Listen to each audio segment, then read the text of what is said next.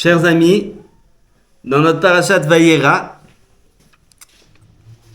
les trois anges viennent annoncer à Avraham Avinu que bientôt il aura un fils qui va s'appeler Yitzhak.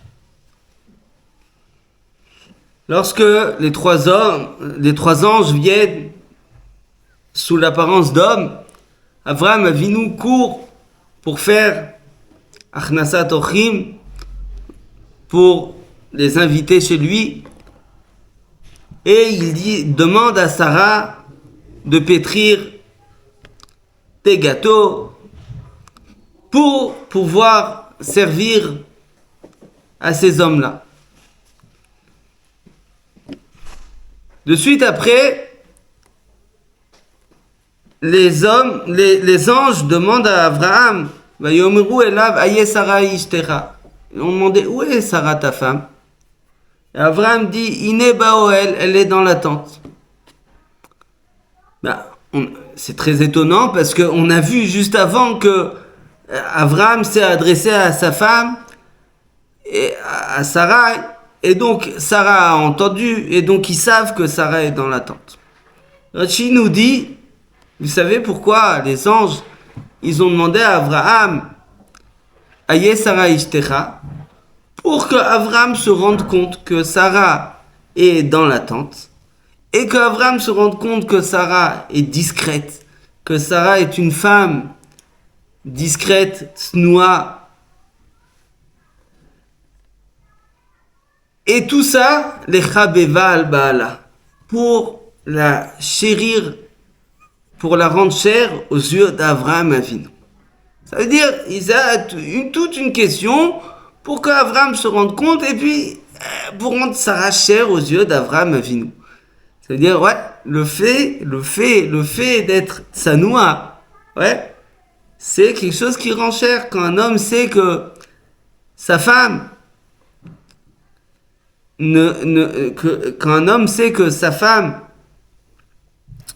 garde ses distances, garde ses limites, etc., alors la femme, bien sûr, elle est plus chère aux yeux du mari. Mais ici, il y a quelque chose qui est très étonnant. Abraham, il a 100 ans. Sarah Avinu, elle a 90 ans. Ce sont des gens âgés, un couple âgé, ils sont mariés depuis longtemps.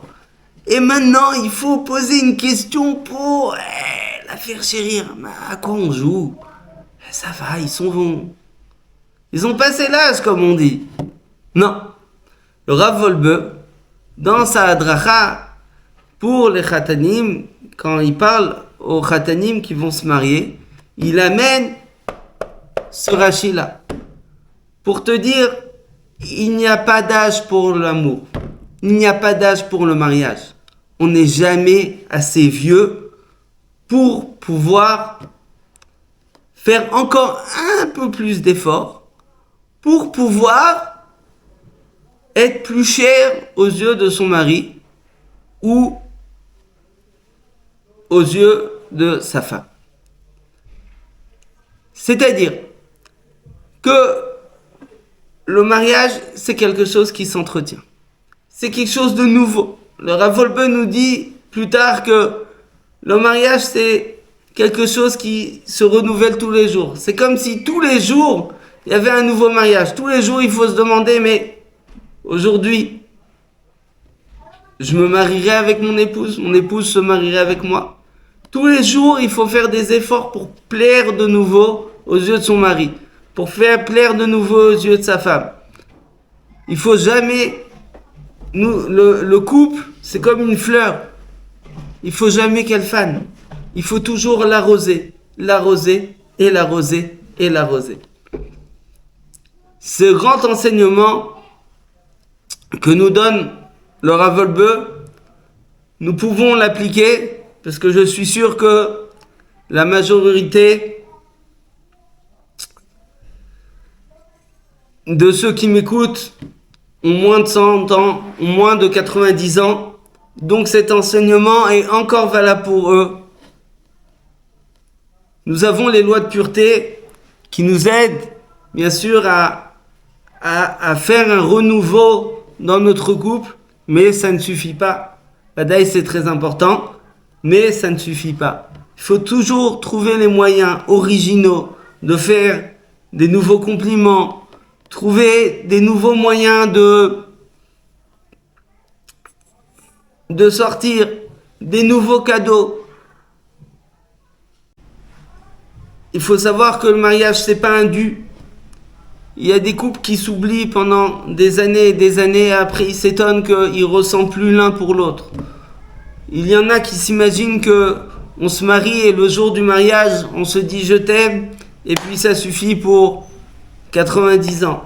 Non, c'est faux. Avraham Avinu, les anges, nous apprennent que il faut entretenir. Le plus important, c'est d'entretenir. Entretenir, c'est pas seulement ne pas avoir de problème. Entretenir, c'est essayer de chercher à plaire à l'autre. Essayer de chercher à faire plaisir à l'autre. Essayer de faire plaisir, de donner un cadeau, ici, là. De demander tous les jours gentiment comment tu vas. De parler tous les jours. De sortir ensemble plusieurs fois par mois. Etc., etc. Chacun trouvera les moyens de faire de son couple quelque chose de dynamique et de vivant. Et à ce moment-là, vous verrez la joie chez vous à la maison et chez tous ceux qui vous entourent. Shabbat Shalom U'Mevorach.